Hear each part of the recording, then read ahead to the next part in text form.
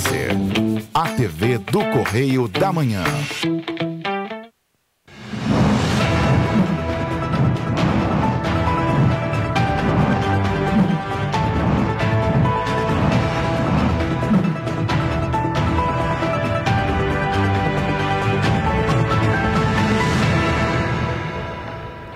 Olá, sejam bem-vindos ao Correio da Manhã na TV. Hoje, quinta-feira, pré-sexta. Estamos aí.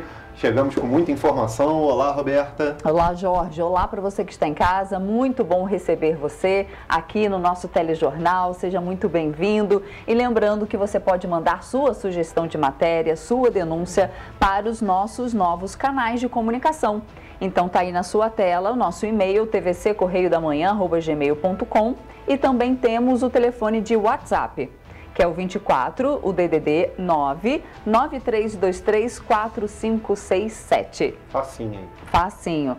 E olha só, gente, hoje o dia amanheceu nublado em Petrópolis com chuva fina e deve permanecer assim durante todo o dia.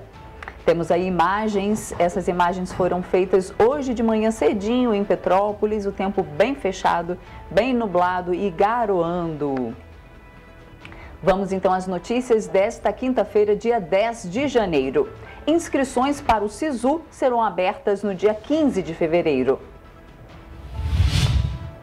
BNDES vai apresentar proposta para dinamizar setor de mineração. Polícia Federal treina policiais estrangeiros para identificar madeiras da Amazônia. Congresso garante compensação fiscal a emissoras nas eleições. Homem acusado de matar ex-namorada e amiga em Nova Friburgo não é condenado por feminicídio. Prefeitura de Petrópolis inicia busca ativa de adolescentes ainda não vacinados. E as notícias do esporte, agora no Correio da Manhã na TV.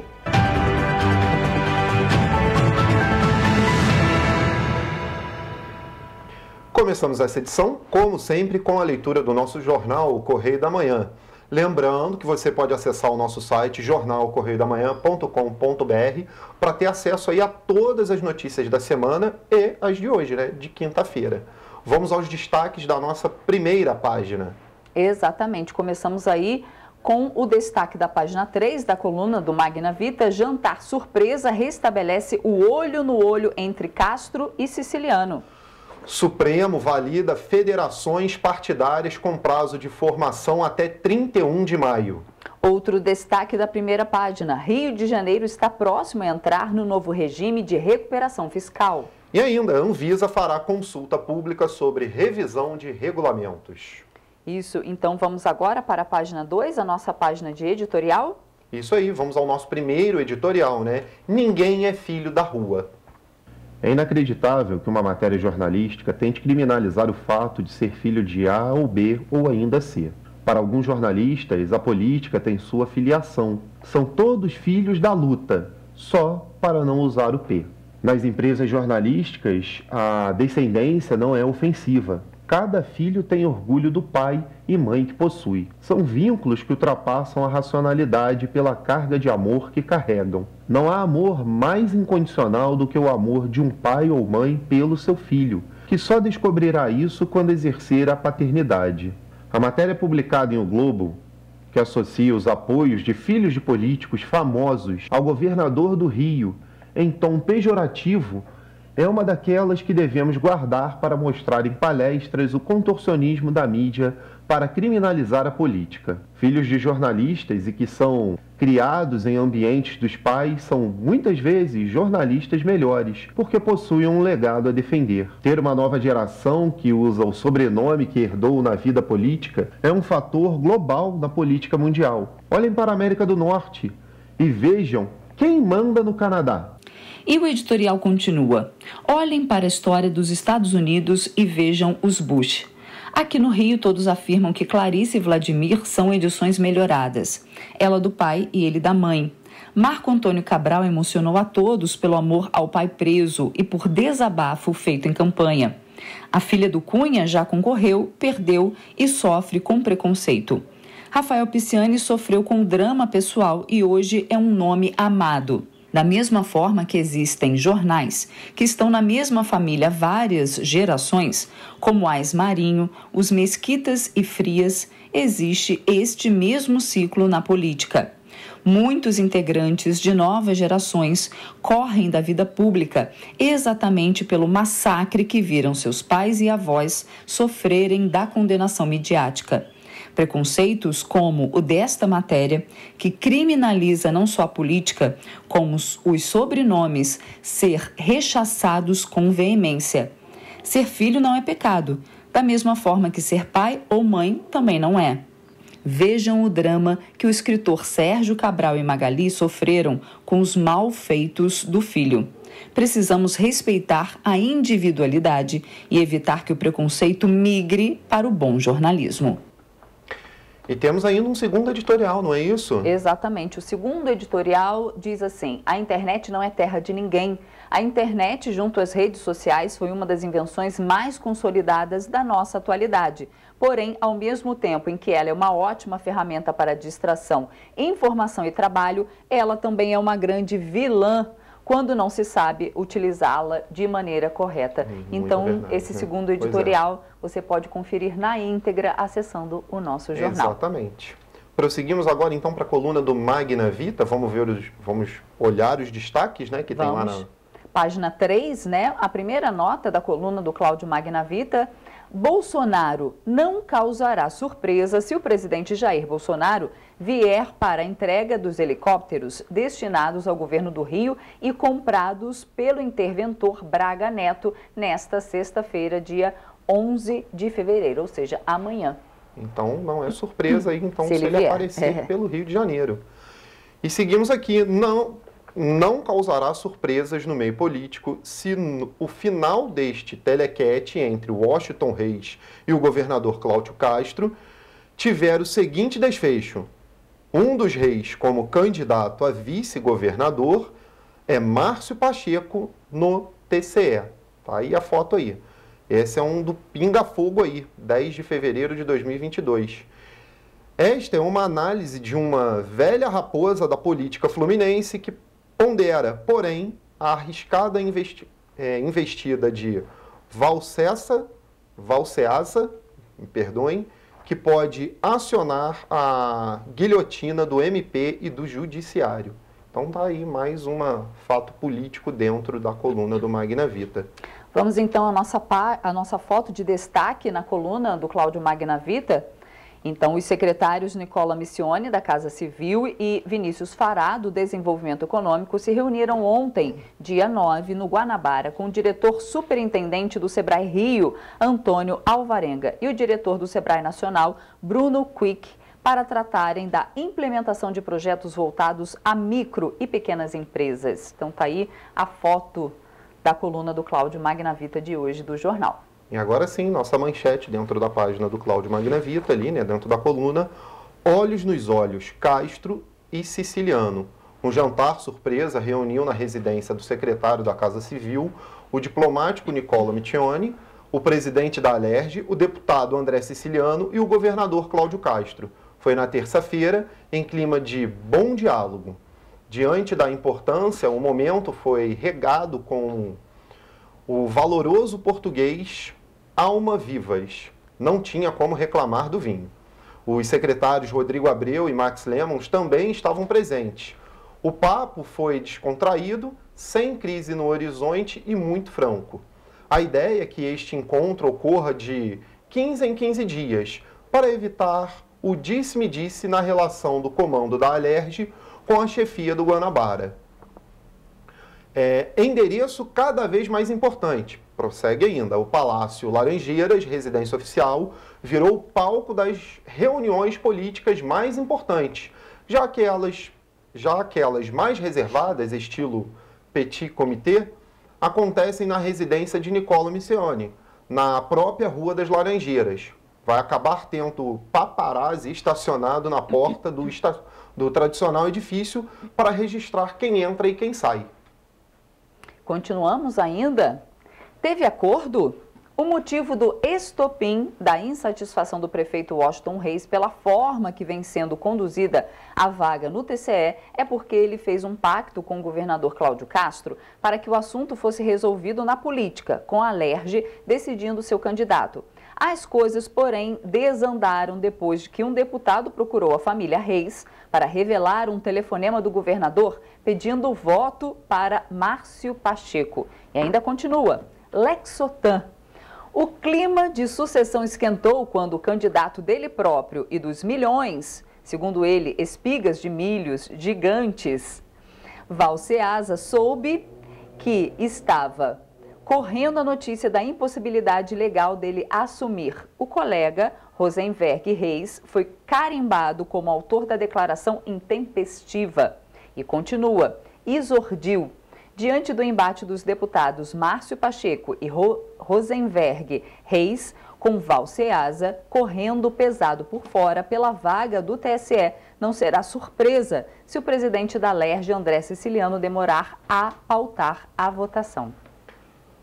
Então tá aí. Esses foram então os destaques da coluna do Cláudio Magnavita. E só remédio forte, né, ali nos últimos destaques, né? Vamos prosseguir então, vamos para agora para os destaques de economia na nossa página 4. É urgente vacinar o país, entre aspas aí, foi uma das falas no discurso de Fachin.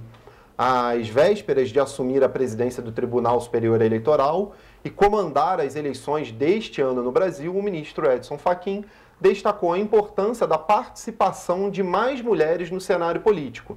Ele citou ainda a necessidade de mais mentes e corações democráticos no país. Abre aspas. Nós todos sabemos que é urgente vacinar o país contra o vírus do autoritarismo, da misoginia e da discriminação. Vacina sim. Contra o vírus da autocracia, democracia sempre. Fecha aspas. Defendeu Fachin ontem, durante o primeiro encontro nacional de magistradas integrantes de cortes eleitorais, realizado virtualmente. Então tá aí, esse foi o primeiro destaque aí do editorial de política, né? E vamos continuar ainda nesse editorial. Pacheco condena fala nazista. Casa realiza hoje sessão em homenagem a vítimas do Holocausto. O presidente do Senado, Rodrigo Pacheco, abriu os trabalhos no plenário do Senado na tarde desta quarta-feira, dia 9, condenando as falas do youtuber Bruno Ayub, conhecido como Monark. Na noite da última segunda-feira, dia 7, no podcast Flow, Monark defendeu que os nazistas tiveram um partido político legalmente reconhecido no Brasil. O episódio gerou reações negativas de vários setores da sociedade e isso aí viralizou, né, nas redes sociais. Ainda tem mais uma informação. O Kim Kataguiri, que defendeu a fala dele, pode ser aí caçado dentro do Senado, viu? Tem alguma coisa já acontecendo sobre. Vamos agora para a editoria nacional do nosso jornal, também na página 4. Para revisão do regulamento, Mercosul, Anvisa abrirá consulta pública visando manifestação da sociedade. A Anvisa abrirá por 60 dias, em data a ser anunciada ainda, né, uma consulta pública visando manifestação da sociedade sobre revisão planejada para o regulamento técnico que abrange ensaios clínicos no âmbito do Mercosul. A decisão foi aprovada por unanimidade nesta quarta-feira, durante segunda reunião ordinária pública da diretoria colegiada. Então tá aí, vai ter audiência pública para regulamentação dentro do Mercosul. Dando continuidade, MPF pede suspensão de parecer sobre kit Covid. O Ministério Público Federal defendeu que o uso de cloroquina e hidroxicloroquina na prevenção e tratamento de Covid-19 não deve mais ser considerado pelo Conselho Federal de Medicina, em processo movido pela Defensoria Pública da União contra o Conselho Federal de Medicina. A manifestação defende imediata suspensão de um parecer que fala o seguinte, abre aspas, documento em que o Conselho Profissional ainda considera o uso de cloroquina e hidroxicloroquina em pacientes com Covid-19, apesar do posicionamento contrário da Organização Mundial da Saúde e de órgãos públicos brasileiros especializados. Fecha aspas. Então, ainda continua aqui o parecer, né, do Conselho Federal de Medicina, diz que o médico tem autonomia médica para que, em comum acordo com o paciente, estabeleça qual tratamento será realizado. Esse entendimento abre brecha para que remédios ineficazes continuem a ser receitados. Eita, uma discussão aí boa, né? Vai render bastante aqui, né? Muita discussão. Que coisa. Outros países já não estão discutindo isso e a gente ainda está batendo na mesma tecla. Vamos agora para a editoria de economia, mas eu já te adianto que a notícia para o nosso bolso não é boa, viu?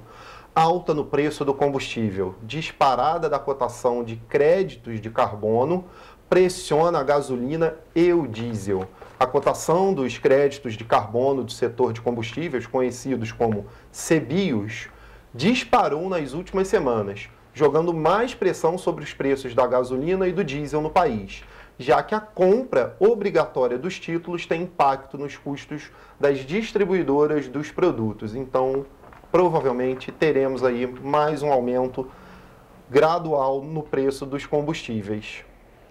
E vem outra notícia nada agradável. Falei que hoje não ia ser tão bom, né? Principalmente na parte de economia, maior inflação em janeiro desde 2016. Medida pelo IPCA, 2022 iniciou com alta de 0,54% em janeiro. Quem diz isso é o IBGE.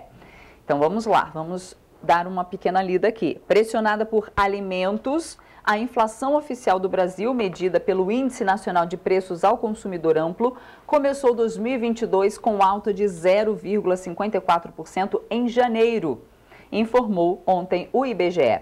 É o maior resultado para o mês em 6 anos, ou seja, desde janeiro de 2016, quando a economia do país atravessava um período de recessão. A variação de 0,54% veio em linha com as expectativas do mercado financeiro. Analistas consultados pela agência Bloomberg projetavam taxa de 0,55%. Que coisa, né? Tá pesando no bolso. Vamos então agora para a página 6 ver as questões aqui do Rio de Janeiro. Covid em queda na capital. Notícia boa. Taxa de positividade nos postos caiu de 40% para 17% em 3 semanas. O novo boletim epidemiológico da Covid-19, divulgado ontem pela Secretaria Municipal de Saúde, mostra queda no número de casos da doença confirmados na cidade. A taxa de positividade, que entre 12 a 14 de janeiro, período de pico, chegou a superar 40% no último dia 6, caiu para 17,6%. Apesar da queda, já foram confirmados mais casos de Covid-19 em 2022, 337,8 mil, né? 337 mil casos aí aproximadamente, do que em todo o ano de 2021 e em 2020. A incidência é, na maioria, né, da população na faixa de 20 a 59 anos de idade. Entre os pacientes internados, a maioria tem de 60 anos ou mais aí. Continuamos então na editoria do Rio, aparando as arestas para o regime. Castro afirma que o Estado está próximo a entrar no plano de recuperação fiscal. O governador do Rio, Cláudio Castro, disse ontem, dia 9, que a maior parte das divergências com o Ministério da Economia para a entrada do Estado no regime de recuperação fiscal estão resolvidas e apenas alguns pontos permanecem em discussão. Então tá aí. E eu queria dar destaque também, Jorge, a uma parte do Correio Carioca, já que a gente deu algumas notícias ruins. Claro. Vou dar uma notícia boa também, né? A gente está dando notícias boas aqui no Rio de Janeiro. Covid em queda na capital, né? O Rio entrando no plano de recuperação fiscal. Ali no Correio Carioca tem Seropédica terá usina de produção de gás carbônico verde. Olha, excelente. Olha que legal. A empresa pretende gerar 100 toneladas de gás carbônico verde por dia. Excelente. Muito legal, né? O grupo Urca Energia anunciou no início da semana a construção de uma usina de produção de gás carbônico verde em Seropédica, região metropolitana do Rio. Então, o valor para a construção e aquisição de equipamentos da unidade é de 45 milhões de reais e faz parte de um investimento global aí da empresa, né? E o mais bacana que é geração de emprego, gás carbônico verde, né? Muito bacana. É excelente a notícia. Agora, Roberta, eu só queria dar destaque final aqui não é página do nosso jornal, mas fala do nosso jornal e é muito importante. No Jornalismo e Companhia, né, tem um destaque lá sobre a expansão do Correio da Manhã. Jornalistas, né? Isso, Jornalistas e Companhia, isso. Está aí na sua tela. Está na sua tela aí a página do jornal, dando destaque à expansão do Correio da Manhã, falando aqui que o Correio da Manhã está em expansão, mostrando que no Distrito Federal teremos uma edição customizada, né, que já existem máquinas semelhantes em Petrópolis, inclusive, aqui na cidade de Petrópolis, com capacidade aí para tiragem de 15 mil cópias, né, por hora, né, e também está instalado em Brasília para essa edição customizada. Também fala um pouco da história lá, né, da biografia de Niomar Moses Sodré, que foi um ali dos... dos percursores ali dentro do Correio da Manhã, né, um dos que começaram ali, né, e fala também do Cláudio Magnavita, hoje dono do Correio da Manhã, falando sobre a expansão ali, lá em cima ali, falando o seguinte: entra o ano com mudanças, para o segundo semestre o jornal incorpora a questão digital, lança em março o app, ainda em fase de testes, que vai permitir estar nas redes sociais e em outros aplicativos de leitura e vídeo. O aplicativo foi concebido para incorporar as facilidades de 5G, como integração de vídeo e realidade aumentada. Olha que interessante. Muito legal. E ainda fala também da TVC aqui, da nossa TVC aqui também, sobre ali, né? A Magnavita garante que são movimentos autossustentáveis, falando lá na parte da TVC, e que não fez dívidas. O Correio comprou em novembro, aí sim, da parte do Correio da Manhã, né, toda a operação da TVC, Canal 16 de Petrópolis. São 22 funcionários, sendo 8 jornalistas. O antigo dono veio a falecer, né, e a família preferiu vender ao descontinuar um trabalho de 20 anos. Então tá aí, se você quiser dar uma lida também, vai estar aí nesse jornal toda a matéria sobre a expansão do nosso Correio da Manhã, que já está com o parque gráfico montado aí em Petrópolis, né, Petrópolis, já fez os primeiros testes, né? Isso aí, já está tudo ali falando ali que tem os primeiros testes feitos, então teremos impressão do Correio da Manhã diretamente daqui, né? Essas foram as notícias de hoje do Correio da Manhã. E você vai ver ainda no jornal de hoje, trânsito intenso e embolado em Petrópolis com a volta às aulas presenciais.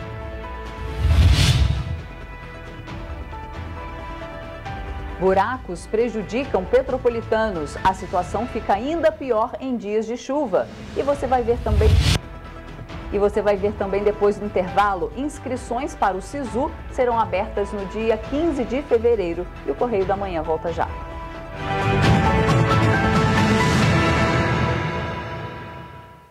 Que o Rio de Janeiro continua lindo, a gente já sabe. Mas o que você não sabe é que o estado também está mais forte do que nunca. Com a casa arrumada, a economia entrou no rumo certo, o do crescimento. Duvida? Então anota aí. O Rio tem mais de 6 bilhões em caixa para investir e turbinar a economia fluminense.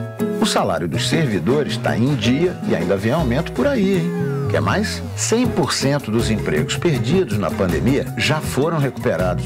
Em um ano, foram criados mais de 90 mil novos empregos com carteira assinada. É trabalho para muita gente. Mas não para por aí, não. Mais de 70 bilhões vão ser colocados em empreendimentos privados no estado até o final de 22. Vamos combinar. É hora de investir e empreender no estado que está novamente na onda dos negócios. Acesse pacto.rj.gov.br. Vem investir e crescer junto com a gente. Governo do Estado do Rio de Janeiro. Já imaginou melhorar seu estado, sua cidade, a vida de sua família com um aplicativo? Alerge já! Chegou o Legisla Aqui.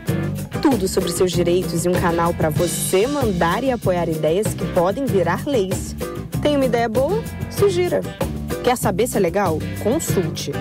Tem dúvidas ou sugestões? Converse. Curtiu? Baixe o app. Legisla Aqui. É a Alerj mais perto de você.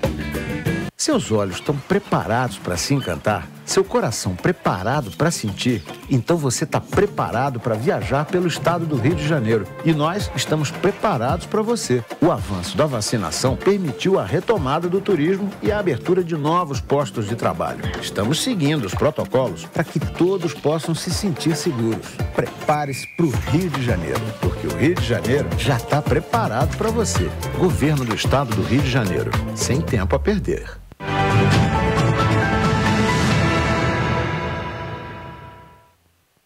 Estamos de volta. Os candidatos que realizaram o Enem devem ficar de olho no calendário. Entre os dias 15 e 18 de fevereiro serão abertas as inscrições para o SISU, que concede vagas no ensino superior por meio das universidades federais. Quem realizou o Enem em 2021 deve ficar atento. As inscrições para o Sistema de Seleção Unificada vão ser abertas. Para 2022, há 220 mil vagas em todo o país. Por meio do SISU, os candidatos ingressam nas universidades públicas de ensino superior. As inscrições para o Sistema de Seleção Unificada, o SISU, vão ser abertas no dia 15 de fevereiro por meio do site do Ministério da Educação. As vagas são ofertadas para as modalidades presenciais e online, sejam cursos de bacharel, técnico ou então de licenciatura. Em Petrópolis, o Cefet vai disponibilizar 145 vagas já para o primeiro semestre. O prazo aqui no Cefet vai do dia 23 de fevereiro até 8 de março. Pelo endereço cefet-rj.br/matrícula SISU. Os interessados podem se inscrever diretamente no site. Para participar do SISU, o estudante deve ter realizado o último Exame Nacional do Ensino Médio, Enem, e não ter zerado a redação. Além disso, as vagas disponibilizadas pelas universidades dependem da nota de corte do aluno. Em Petrópolis, o Cefet disponibilizará oportunidades em alguns cursos. Nós disponibilizamos para o primeiro semestre de 2022 145 vagas, das quais 40 são para o curso de turismo, 35 para engenharia de computação, 40 para licenciatura em física e 30 para licenciatura em matemática. O prazo para as inscrições do SISU se encerra no dia 18 de fevereiro e o resultado da chamada regular vai ser no dia 22 deste mês. As vagas para a lista de espera se estendem até o mês de março. Outros programas, como o ProUni, programa voltado para as universidades particulares, o período de inscrição vai ser aberto entre os dias 22 e 25 de fevereiro. Já o FIES, a prorrogação da inscrição se estende até esta quinta-feira. O Ministério do Minas e Energia assinou essa semana acordo de cooperação com o BNDES. A iniciativa prevê a apresentação de propostas para o desenvolvimento sustentável do setor. A ação faz parte da Semana da Mineração, iniciativa da pasta que pretende, nos próximos dias, debater os desafios do setor mineral no Brasil.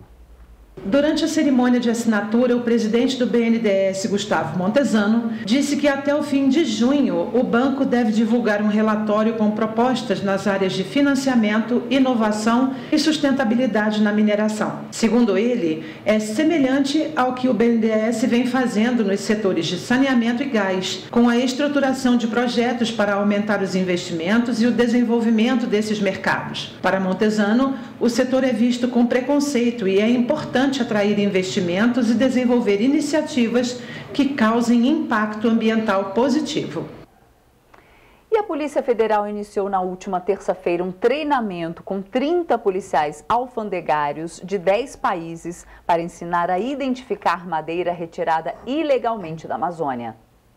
A Polícia Federal dispõe de uma técnica de exame de DNA para identificar carregamentos de madeira da Amazônia em situação irregular. No treinamento, os policiais vão aprender a identificar as madeiras e analisar os documentos que acompanham as cargas. Também vão poder usar um aplicativo de celular desenvolvido pela polícia em parceria com uma universidade para ajudar no trabalho de identificação. O curso acontece no Centro de Integração e Aperfeiçoamento em Polícia Ambiental da Polícia Federal, em Ciapa, no estado do Amazonas, localizado em área de selva a 60 quilômetros de Manaus. O objetivo da ação ação é combater o tráfico ilegal de madeira de lei, que ocorre principalmente na região oriental da Amazônia brasileira. A Polícia Federal diz que, ao encontrar um carregamento suspeito, é capaz de descobrir de qual região da Amazônia ela foi retirada. Com essa informação, são capazes também de saber se a carga é regular ou não. Ao usar essa técnica, o governo brasileiro reuniu evidências e enviou para diplomatas dos países compradores. A ação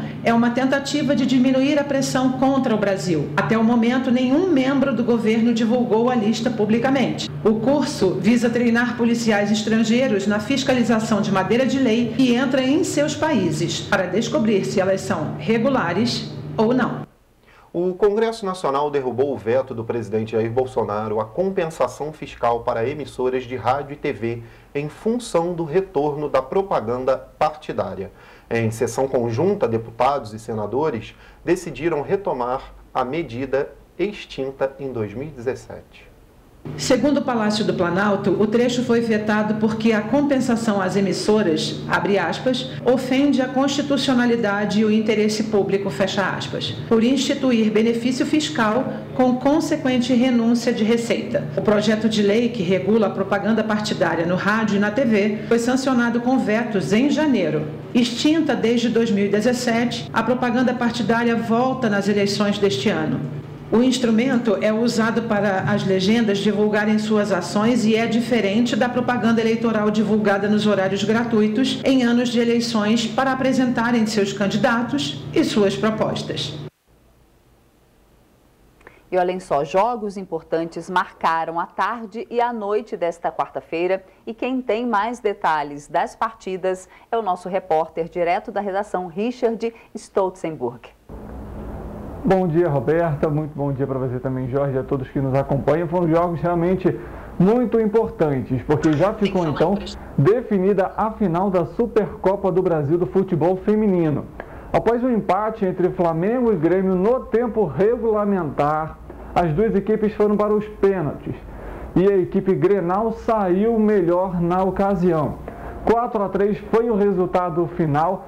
O Grêmio se classificou então para a final. No outro jogo, quem levou a melhor foi o Corinthians. Não precisou ir até os pênaltis, ganhou de 2-0 da equipe do Real Brasília. Vai enfrentar então o Grêmio já no próximo domingo, a partir das 10h30 da manhã. O jogo que inclusive vai ser na casa do Corinthians, na Arena Neoquímica. Vamos ver como que vai ser essa partida aí dessas meninas que têm jogado muito futebol. Agora vamos lá para Abu Dhabi, vamos mudar de continente, porque na semifinal de ontem o Chelsea ganhou de 1-0 do Al Hilal e vai à sua segunda final de Mundial de Clubes.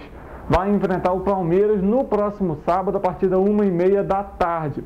A gente lembra, inclusive, que o Chelsea, há 10 anos atrás, perdeu por 1-0 do Corinthians no Mundial de Clubes. Vamos ver como que vai ser essa partida, então, relacionada à equipe londrina, mais uma vez enfrentando uma equipe paulista aqui do Brasil. Agora vamos mudar um pouco, a gente falou sobre esporte, sobre futebol, mas vamos falar sobre Fórmula 1, porque a RBR apresentou seu novo modelo de carro para a temporada de 2022. O modelo RB18 já atende a nova regulamentação para as corridas. Nesse novo modelo, os carros eles podem ficar mais próximos dos seus adversários e, consequentemente, vai aumentar o número de ultrapassagens, ou seja, emoção não é o que vai faltar a partir de agora na Fórmula 1. Eu volto com vocês aí no estúdio. Muito obrigada, Richard. E você vai ver depois do intervalo. Prefeitura de Petrópolis inicia busca ativa de adolescentes ainda não vacinados. O Comitê Gestor do Parque Municipal de Itaipava vai elaborar um regimento interno para melhorar a estrutura do local. E Nova Friburgo vai entregar cerca de 600 cartões do Supera RJ. A gente volta já.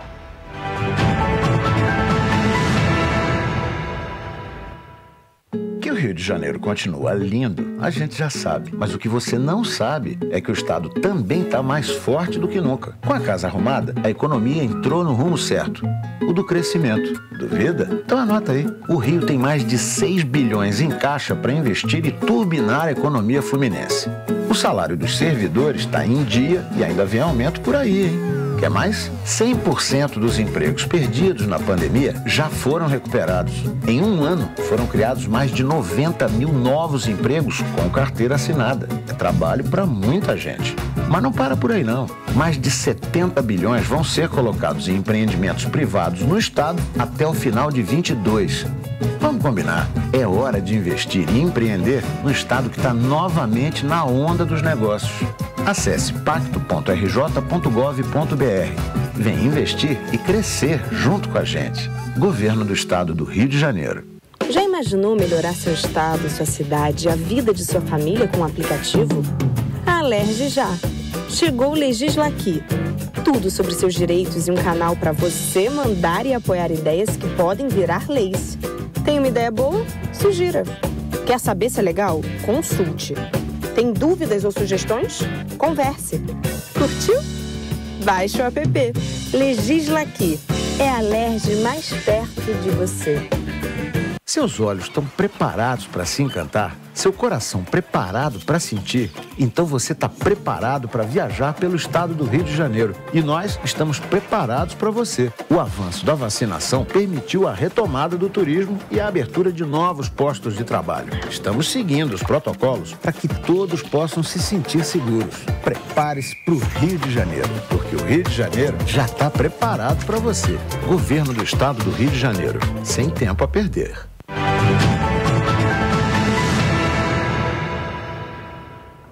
Voltamos. A Secretaria de Defesa Civil de Petrópolis informou que 8 casas foram interditadas por causa das chuvas em Petrópolis. Na cidade, chove constantemente desde ontem. Não houve feridos, alagamentos ou ruas obstruídas. A Secretaria de Defesa Civil de Petrópolis emitiu um boletim geológico em que informa o risco alto para deslizamentos no 1º distrito e moderado no 2º. Desde segunda-feira, o município já registrou um acumulado pluviométrico de mais de 116 milímetros nas últimas 96 horas. Ao todo, foram interditadas 8 casas em Petrópolis, sendo uma no Quissamã e outras 7 em Araras. As 8 famílias estão abrigadas em casas de parentes. No total, foram realizados 48 atendimentos a ocorrências em função das chuvas. A maior parte foi por conta de deslizamentos e avaliações de riscos geográficos e estruturais. Essas ocorrências elas são uma preocupação porque as pessoas que estão em área de risco, elas têm que permanecer atentas. Dessas ocorrências, algumas casas foram interditadas. Essas pessoas, elas são acolhidas pela Defesa Civil e pelas equipes de assistência social.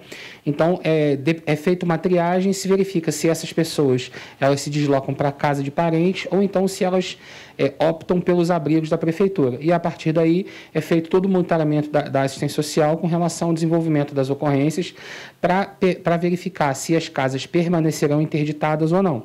Mas, num primeiro momento, é feita a salvaguarda da vida das pessoas, tirando elas dessa condição de risco. Com o volume de chuva registrado, a Defesa Civil mantém a cidade em estágio operacional de atenção. O boletim meteorológico da Defesa Civil aponta que a chuva vai permanecer de forma constante até a sexta-feira. O céu vai se manter de nublado a encoberto, com chuva fraca a moderada a qualquer momento, podendo haver pancadas de chuva de maior intensidade. A gente pede que a população fique atenta às orientações da Defesa Civil, né? Em caso de emergência, e se for acionada uma sirene, que atente às orientações da Defesa Civil e obedeça às sinalizações, entendendo que o seu bem maior é a vida, né?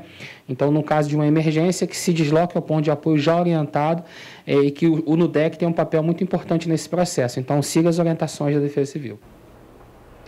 E a Prefeitura de Três Rios interditou na noite de terça-feira, por medida de segurança, as pontes do SESI e do Independência devido à cheia do Rio Paraíba do Sul. A cheia do Rio Paraíba do Sul fez com que as autoridades de Três Rios interditassem as pontes do SESI e do Independência. Com esta medida, o acesso ao Fórum, ao SESI e ao Ministério Público ficou comprometido. A Defesa Civil de Três Rios informou que o Rio Paraíba do Sul ainda tem tendência de elevação de seu atual nível. O risco decorre da elevação do fluxo de chuvas que caem na parte mais alta da cabeceira do rio. As pontes foram interditadas nesta terça-feira, às 10 horas da noite. Ao entendimento da Defesa Civil, as informações é que o rio pode subir mais 30 centímetros, E quem está aqui, como nós estamos vendo a pressão que a água está passando.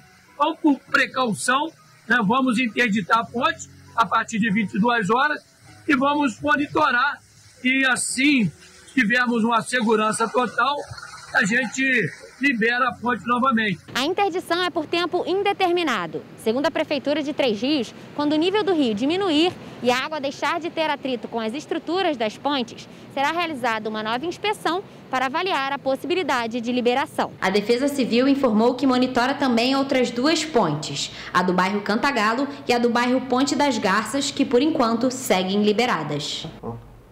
E olha, ainda em Paraíba do Sul, a chuva também causou transtornos e houve registros de inundação em diferentes pontos da cidade. Quem tem mais informações para a gente é o nosso repórter, Richard. Infelizmente, né, Jorge, a chuva tem causado alguns problemas não só em Petrópolis, mas também em Três Rios e Paraíba do Sul. Na madrugada dessa quarta para quinta-feira, 4 famílias ficaram desalojadas por conta das chuvas. De acordo com a Defesa Civil, a água atingiu e invadiu as residências. Essas 4 famílias, elas foram encaminhadas temporariamente para a escola Pedro Paulo Lacerda, que fica no bairro de Liberdade. Houve alagamentos também no centro da cidade e nos bairros de Ponta Negra e Barão de Angra. Eu volto com vocês aí no estúdio. Obrigado, Richard. E olhem só, a falta de organização e controle no cemitério São João Batista, em Nova Friburgo, causou revolta esta semana, depois que uma família precisou realizar o enterro e descobriu que a campa já estava ocupada. Um caso de irresponsabilidade.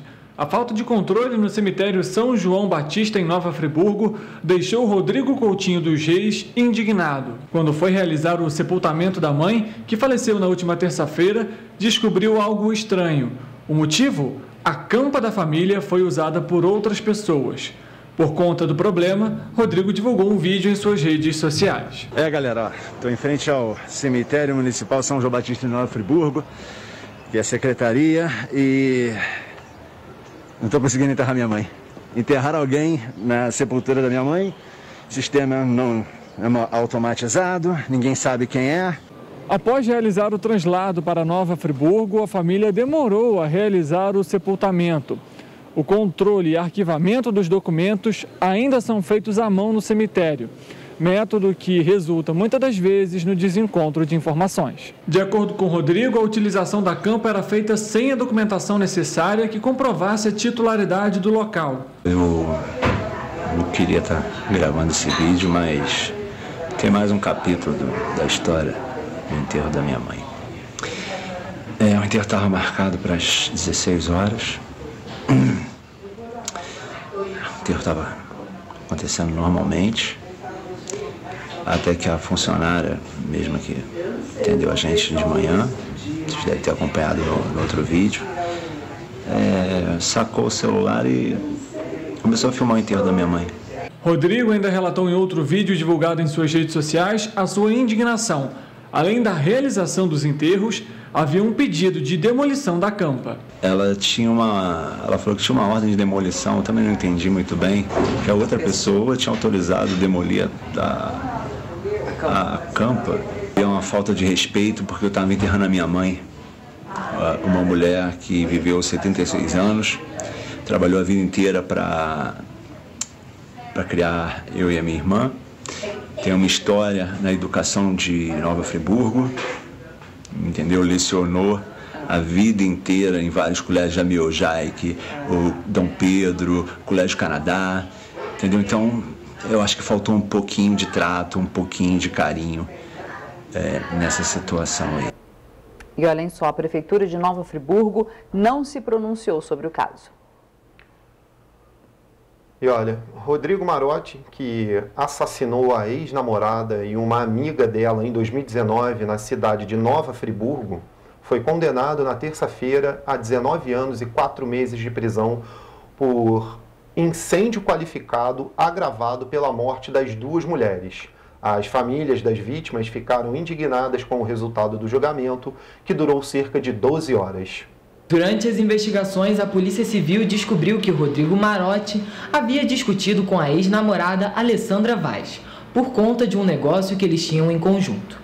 No dia do crime, que ocorreu no ano de 2019, a vítima estava na casa da amiga Daniela Mouzinho, em Nova Friburgo. Ambas morreram após o acusado prendê-las em um banheiro e atear fogo no imóvel.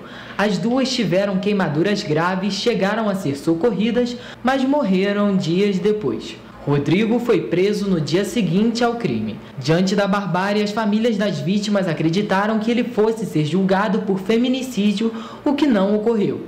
Com isso, o acusado foi condenado a 19 anos e 4 meses de prisão por incêndio qualificado que resultou na morte de 2 mulheres. Diante do resultado, o Ministério Público do Estado do Rio de Janeiro recorreu na própria sessão do julgamento por entender que a decisão dos jurados não condizia com as provas apresentadas nos autos. O recurso visa submeter Rodrigo a um novo julgamento para que ele seja condenado por duplo feminicídio em nova sessão plenária. E esta semana, quem precisou sair de casa notou que os congestionamentos aumentaram consideravelmente em Petrópolis. Veja na reportagem de Gabriel Fachola. Carros parados e, como consequência, congestionamentos cada vez maiores. Quem teve que sair de casa nos últimos dias já percebeu que o tráfego de Petrópolis mudou. Alguns atribuíram a piora nos engarrafamentos à volta às aulas. Ultimamente tem sido um caos aí, cara. Tá meio complicado a situação pra gente aí, que trabalha dia a dia no trânsito aí, é meio difícil. Mas tem esperança de dias melhores ainda. Eu acho que é uma questão de políticas públicas agora, né? Os congestionamentos podem ser flagrados em diferentes pontos da cidade. Mas a situação é ainda pior na Avenida Barão do Rio Branco e Queller. As ruas do Imperador, Ipiranga e 13 de Maio, além do centro da cidade, Paulino Afonso e Bingen. Para quem anda de moto, a solução para não perder os compromissos é optar por desvios quando possível. Tem que passar, não tem jeito, né? Aumentou bastante o trânsito. Tá meio complicado, tá bem tumultuado, bem engarrafado. Embora que eu não sou motoboy não, mas o pessoal corta mesmo. E olha só, a CPTrans informou que vem reforçando as ações para garantir fluidez ao trânsito neste momento de retorno às aulas, tanto na rede particular quanto na rede pública. A companhia ressaltou ainda que a partir de hoje, dia 10, vai haver reforço no efetivo, principalmente nas ruas do centro da cidade e também de Itaipava, para reduzir retenções no trânsito. Precisa mesmo, porque os motoristas, eles param em qualquer lugar. Nós temos aqui em Petrópolis, né, colégios espalhados em ruas assim principais do centro da cidade. E aí um carro para, o trânsito todo para. Tipo assim, o carro para. Vira um caos. Não, e o carro geralmente o motorista ele para no meio da rua. E aí vira um caos. Aí entra um, sai um, então realmente tem que ter um efetivo maior para regular esse trânsito aí, né? E olha só, tem mais uma outra aqui, né? Tem início nessa quinta, 10, né, as aulas presenciais nas unidades de ensino do Estado em Petrópolis. A Secretaria Estadual de Educação, né, a SEDUC, informou que os protocolos sanitários de prevenção ao coronavírus foram atualizados para este ano letivo e os colégios deverão seguir as novas regras. Quem tem mais informações sobre isso é o nosso repórter, o Richard. Exatamente, Jorge. Para esse retorno das aulas presenciais das escolas estaduais, será necessário novas medidas que as escolas devem seguir. Dentre essas medidas estão algumas delas, como por exemplo, a limpeza dos filtros e dutos dos ares ar-condicionados. Além disso, uma outra questão que eles estão debatendo é relacionada à disponibilidade de totens, que devem ficar nos corredores, nas entradas das escolas, com um incentivo para que os alunos possam utilizar o álcool em gel. Além disso, a higienização da escola deve ser feita com álcool em gel 70% ou então com hipoclorito de sódio 0,1%, que é a água sanitária que a gente geralmente já utiliza. Além disso, esse é um tema importante que foi decidido. As escolas devem disponibilizar um espaço separado, como se fosse uma área de isolamento, para caso algum aluno, professor ou então alguém que trabalha na escola possa ficar, caso tenha algum sintoma suspeito. Além disso, as escolas devem disponibilizar cartazes informativos de prevenção à Covid-19 e também da importância da utilização das máscaras para esse retorno. Ficou decidido também que as escolas devem disponibilizar um estoque caso haja alguma emergência e algum aluno, colaborador ou professor perca a máscara. Lembrando que, obviamente, o uso do acessório será obrigatório a todos durante o período escolar. Eu volto com vocês aí no estúdio. Obrigado, hein? Obrigado, Richard.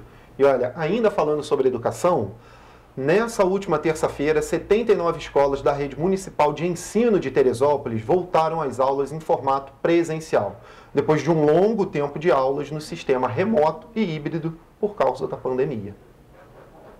79 escolas da rede municipal de Teresópolis retornaram às atividades na terça-feira. Apenas o CIEP, professor Amauri Amaral dos Santos, na Fonte Santa, atende 900 alunos do pré-1 ao 5º ano.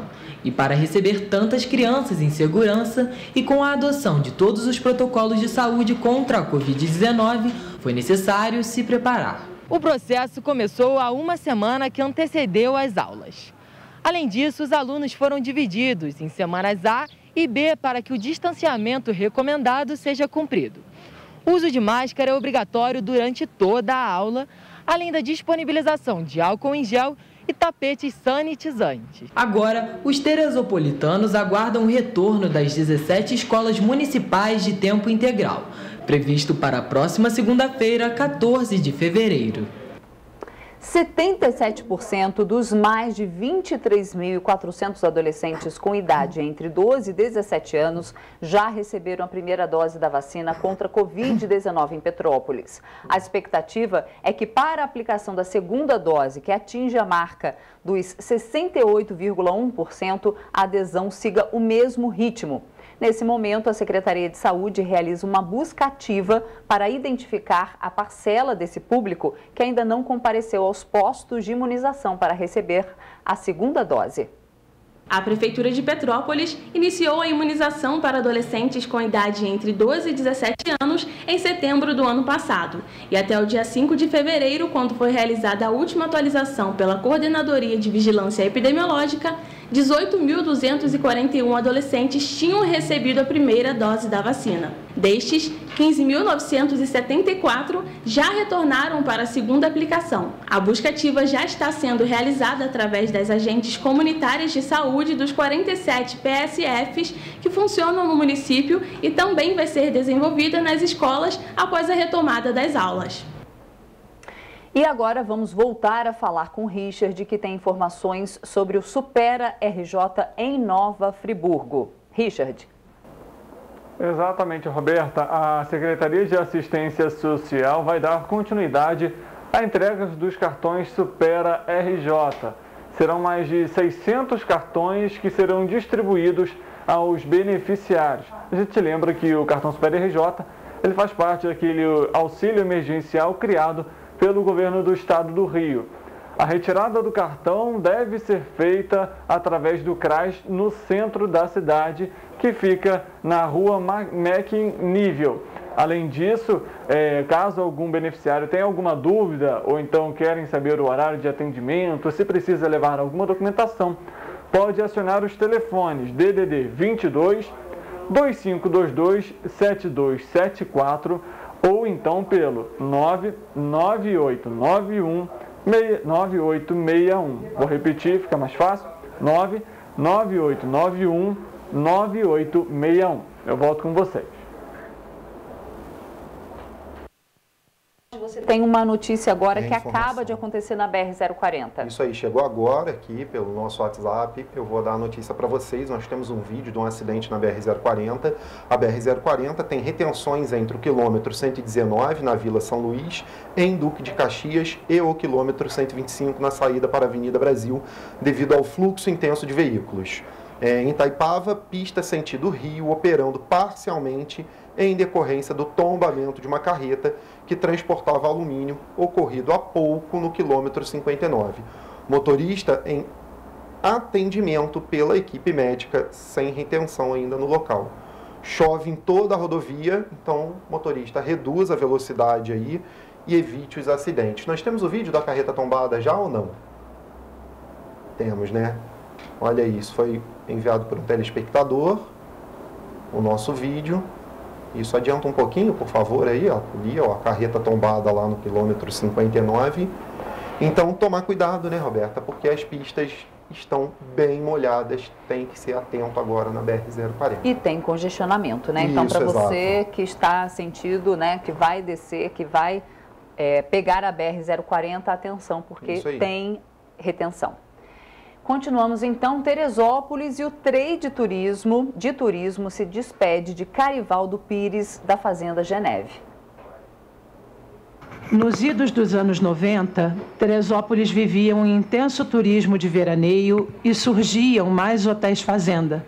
Nada demais e sem nenhuma experiência de viagem. E tanto se fala e recomenda-se hoje em dia. E foi aí que seu Carivaldo, junto com seu filho, o chefe Reinaldo Pires, e a veterinária e zootecnista Rose Garcia, fundaram a Fazenda Geneve, com visitação ao Capril, restaurante francês, o renomado Cremerie e com uma produção de queijos finos franceses de leite de cabra que se tornaram referência nacional. Muito de tudo isso saiu do idealismo do visionário e incentivador Carivaldo. Com a tenacidade do lugar, já naquela época, ele já pensava em cantinhos para as fotos com muita arte, o que se chama hoje em dia de points instagramáveis. E tinha uma visão de ampliar a região com urbanização de lotes com infraestrutura e temática. Ou seja, sempre esteve à frente do seu tempo e era um visionário e muito preocupado com as questões ambientais e de sustentabilidade. Mudou o conceito de se fazer turismo em Teresópolis e foi um gigante. Até hoje, as imagens da Fazenda Geneve ilustram qualquer material institucional da cidade e eram a locomotiva do circuito turístico Terefri. Teresópolis e todo o trade do turismo tem muito ainda para aprender com o espírito inovador de Carivaldo Pires e uma dívida eterna de gratidão pelos seus feitos e exemplos de vida, de empresário, de dedicação ao bem comum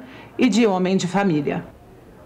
Nosso tempo está quase terminando, mas dá tempo da previsão do tempo aqui para a nossa área, né? Vamos lá. Então, a previsão do tempo para as cidades que compõem aí a nossa área de cobertura é de céu nublado, com pancadas de chuva leve pela manhã e moderadas e isoladas ao longo do dia. As temperaturas vão variar entre 15 e 25 graus.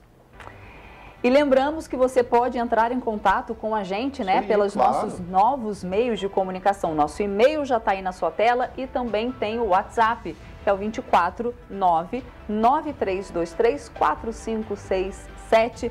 Muito obrigada pela audiência de todos vocês aqui no nosso jornal. E amanhã a gente tem um novo encontro marcado. Que horas? 7h30 da manhã. Tchau. Tchau.